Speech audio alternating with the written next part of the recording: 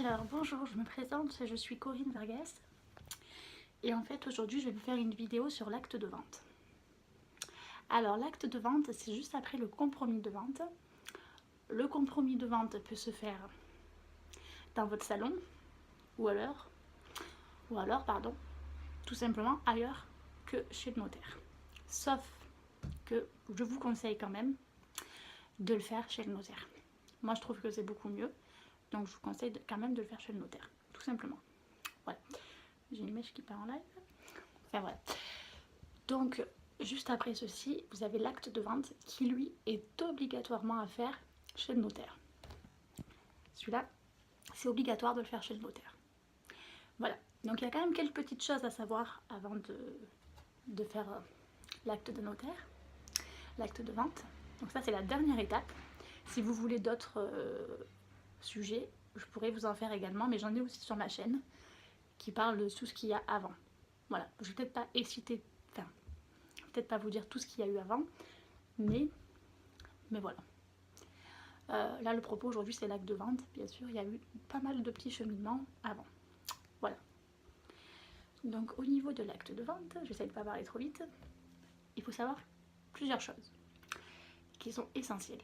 Donc, le jour de l'acte de vente, il faut que vous ayez les fonds, déjà. Parce que c'est avec ces fonds-là, du coup, que l'acte de vente va pouvoir avoir lieu, tout simplement. Voilà. Sans ça, du coup, si votre argent n'est pas débloqué et que votre banque n'a pas fait le déblocage de fonds, ou l'appel de fonds plutôt, pour le notaire, ça ne fonctionnera pas. Je préfère vous le dire de suite.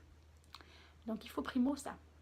Secondement, il faut avoir une assurance habitation. Que ça soit copropriété ou quoi qu'est-ce, il faut toujours une assurance habitation, même quand vous louez, j'ai envie de vous dire, c'est mieux d'avoir une assurance habitation. Voilà.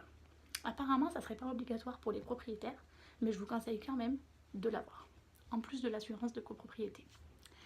Donc, je voulais vous alerter aussi sur les impôts. J'ai pas vu beaucoup d'infos sur YouTube, donc sur les impôts de mutation. Donc les impôts de mutation, c'est quoi? C'est en fait des impôts que, entre guillemets, d'acquisition. Voilà. En faisant des recherches, je me suis rendu compte de ça.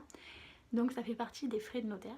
Sachez qu'il y a quand même 80% qui vont donc aux impôts, donc les taxes et tout ça, que ça soit départemental, régional et les impôts du gouvernement, tout simplement de l'État. Et 10% reviennent à l'étude. Et 10% pour, je sais plus quoi exactement, les pièces et pour ceux qui étaient présents à l'acte aussi. Voilà. Donc en gros, finalement, le notaire distribue de manière gratuite des parts aux impôts, tout simplement. Voilà. Donc normalement, ça comprend les frais de notaire. Si jamais, moi j'ai fait donc un crédit à 110%, donc c'est-à-dire il y a aussi les frais de notaire dedans. Mais si jamais ce n'est pas le cas, moi ça sera aussi bientôt que je le saurai, dans 2 semaines, dans 8 jours exactement, je vous conseille de demander le paiement en plusieurs fois. Et c'est tout à fait légal. Voilà. Donc voilà pour ça. Et après, au niveau de... Comment vous dire? Après, j'avais autre chose à vous dire. Oui, voilà. Après, vous verrez dans votre acte de vente, donc je vous conseille de le lire, etc., hein, avant de le signer, de le comprendre aussi. Moi, j'ai fait pas mal de recherches sur Internet pour avoir des définitions, etc., parce que c'est mon premier achat et que j'ai pas envie de me faire avoir parce que je connais pas les termes, tout simplement. Voilà. Donc ça, et après, je suis un peu enrhumée. Je vais y arriver.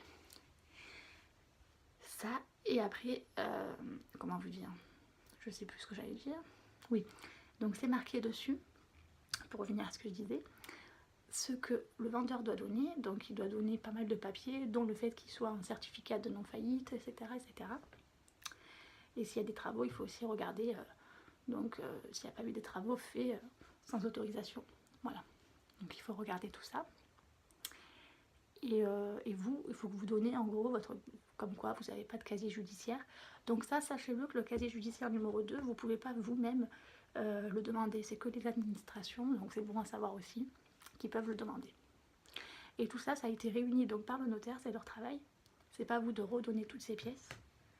Et donc ça a été fait en amont, lors déjà du compromis de vente, de l'avant-contrat. Voilà.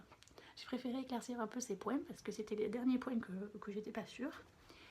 Et après avoir fait des recherches, eh ben, voilà, Ça me semble beaucoup plus juste. Sachez également que vous allez payer du coup les impôts que l'année prochaine, mais que vous allez quand même payer un prorata, donc un pourcentage. Moi je pense que ça sera 9 mois, puisque j'arrive en fin d'année. Logiquement, après je sais pas comment ils calculent ça honnêtement. Mais voilà, après c'est assez compliqué à calculer je pense. Mais du coup il y aura un prorata. Donc venez bien avec votre chéquier parce que vous aurez un prorata à payer. Donc de taxes d'habitation, c'est différent de l'impôt. Et de tout ce qui est ordures ménagères, etc. Voilà. Donc moi pour vous dire, je vais acheter en copropriété et qu'est-ce que je voulais vous dire? Il n'y a pas de président ni de syndic, donc sachez que ça c'est très bien. Parce qu'au moins vous n'avez pas par exemple, je sais pas moi, un président qui vous impose quelque chose qui soit cher. Vous faites des réunions entre voisins et c'est tout aussi bien. Si vous voulez repeindre un mur, ben, chacun paye un pourcentage et c'est tout aussi bien tout simplement. Voilà, voilà. Donc pour moi c'était important d'éclaircir ces points tout simplement.